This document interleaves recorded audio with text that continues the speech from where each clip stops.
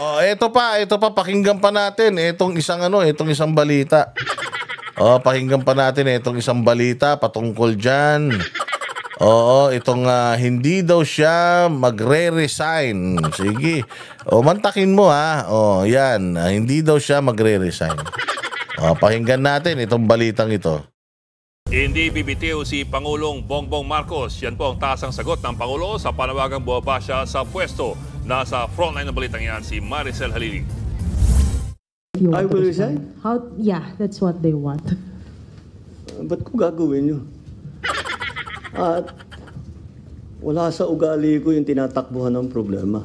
So, so, pinagre-resign siya. So, sabi niya, bakit ko gagawin yun? Tangina yung drug test nga, hindi niya ginawa, yung mag-resign pa kaya. Makapal ang mukha niyan. Palagay ko pinaglihito ni Imelda Marcos sa balat ng kalabaw eh. Oh, baka yun ang nginangal-ngal nito ni Imelda nung pinagbubuntis niya tong tokmol na ito eh. Bakit siya magre-resign? Pakialam niya sa inyo. Sabi ko nga sa inyo, this person claims that he's a Machiavellian. You know what a Machiavellian means? A Machiavellian person is the person na wala akong pakialam whether you like me, love me. I'd rather be feared. So, gagawin ko lahat ng gusto kong gawin, wala kayong paki. I am the boss. So, ayaw nyo sa hindi, bahala kayo sa buhay niyo. So, bakit siya magre-resign? Bakit siya magre-resign? Pangarap niya yan.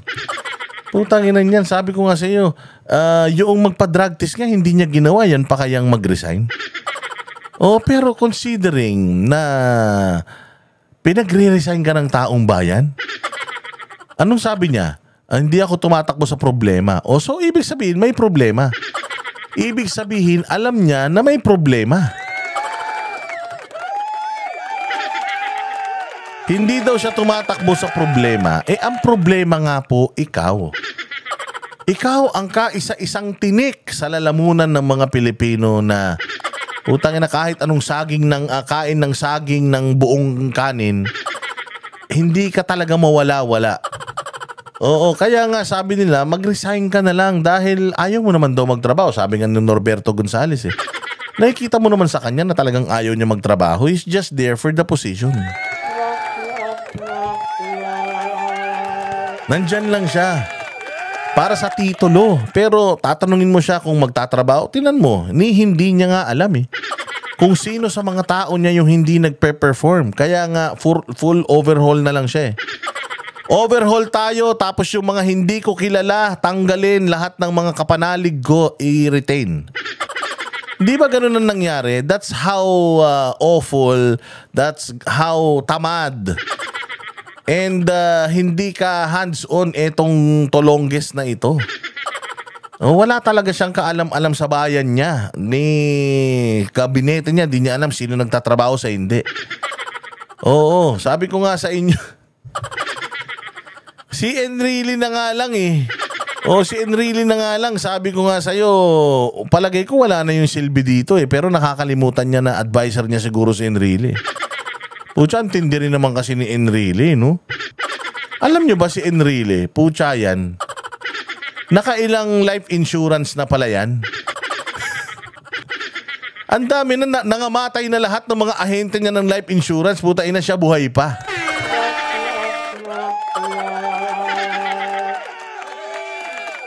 Yan ang mga tao niyan. Yan yung mga hindi niyan tatanggalin. Pero, ayun na nga, alam niya na may problema sa Pilipinas. Kaya nga sabi niya, may problema. Hindi ako tumatakbo sa problema. Anong gagawin mo sa problema? Sinusolusyonan mo ba? Alam mo kung anong solusyon sa problema? Mawala ka.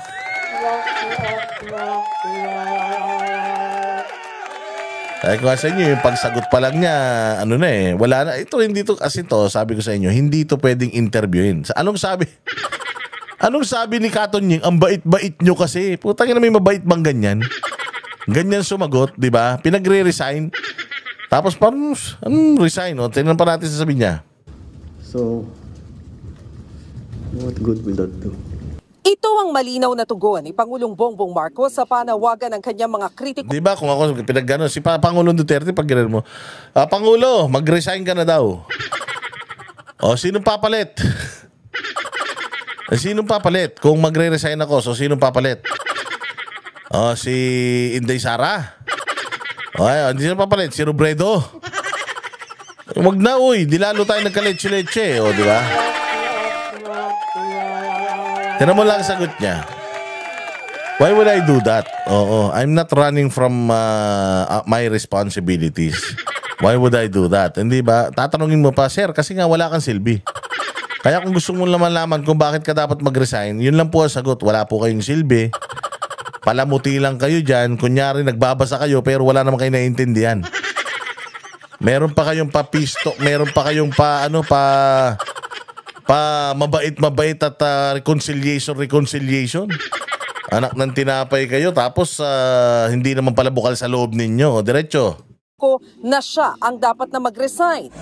Sinabi kasi mismo ng dating Executive Secretary ni PBBM na si Attorney Vic Rodriguez na hindi kailangan ng courtesy resignation sa mga gabinete dahil ang Pangulo mismo ang problema.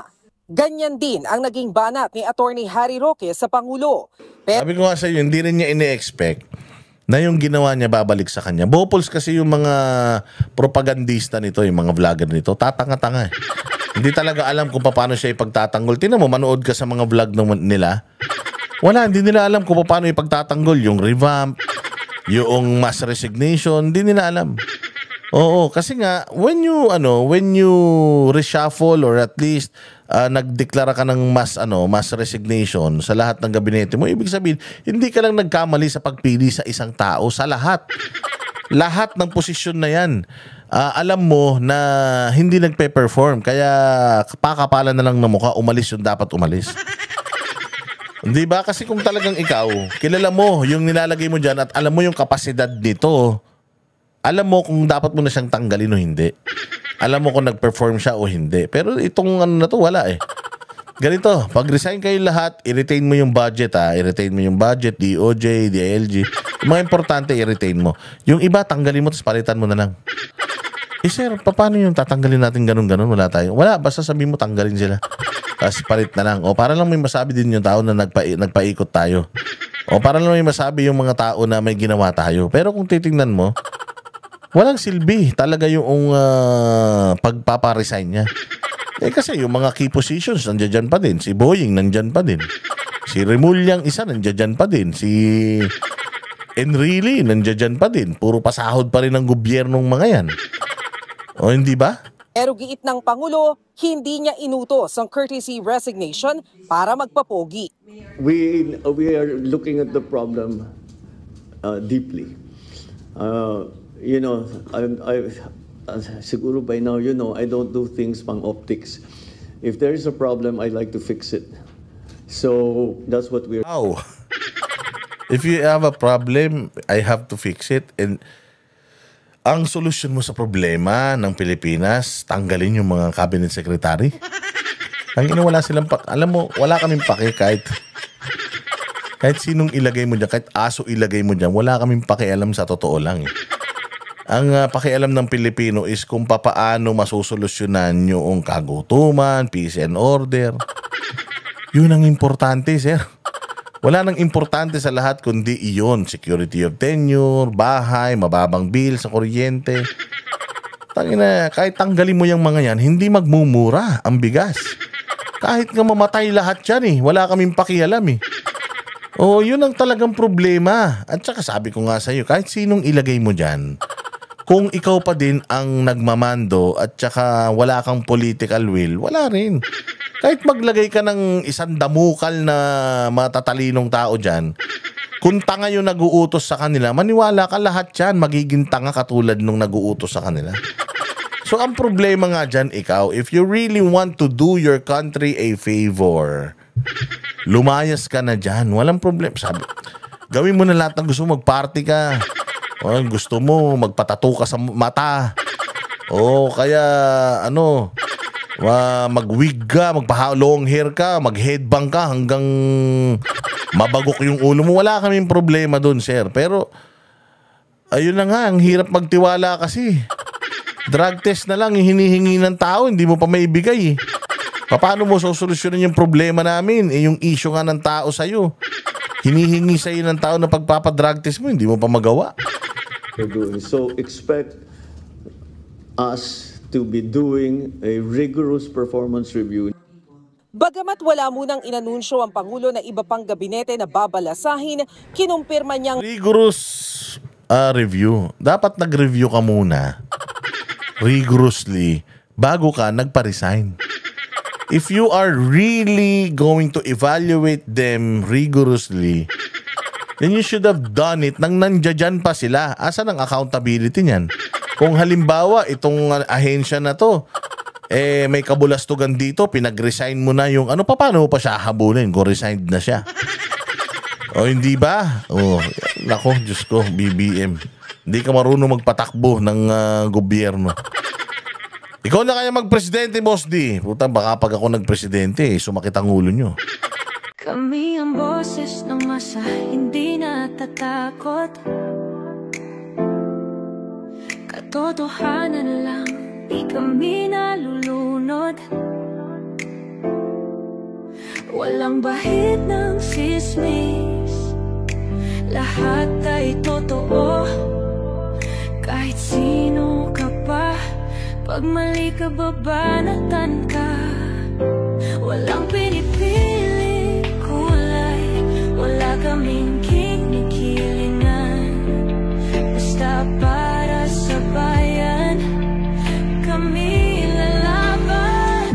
Pag tama palakpakan, pag mali banatan. Di matitinag, di matatakot, para sa bayan tuloy ang sigaw. Sa harap ng kamera, walang halong takot. Mga baluktot, lahat kayo'y tutumba. Ang hustisya at totoo, yun lang ang mahalaga. Kahit sinong harang, di kami matitinag. Walang pinipiling kulay, wala kaming kinikilingan. Basta para sa bayan, kami lalaban. Pag tama palakpakan, pag mali banatan. Di matitinag, di matatakot, para sa bayan tuloy ang sigaw. Kung nasa tama ka, ikaw ay aming kasama. Pero pag mali ka, handa ka na bang mabasag? Banateros kami, walang inuunan. Dahil bayan muna, bago ang sarili.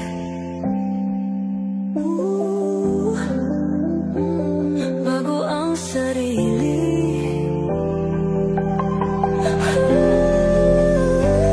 Pag tama palakpakan, pag mali banatan. Banateros ang sigaw, katotohanan ang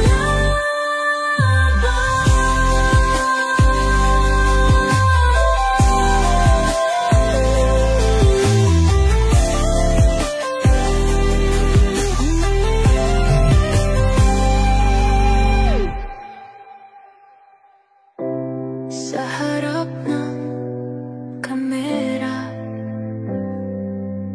walang